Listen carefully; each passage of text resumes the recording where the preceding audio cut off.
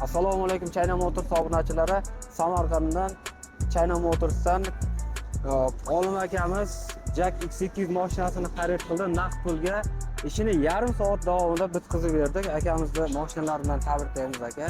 Mana shu spravkalargacha topshirib chiqartirib berdik. Bo'ldi. Aka, yaxshi kunlarda mashina xizmat qilsin. Endi muomalamiz, mashina chiqarishimiz endi ikki og'iz gapirsangiz aka. Nimada mashincha yaxshi. Keldik. Qancha vaqt davomida ishingiz bitkazdi aka? Yarim soatda chiqib ketyapman.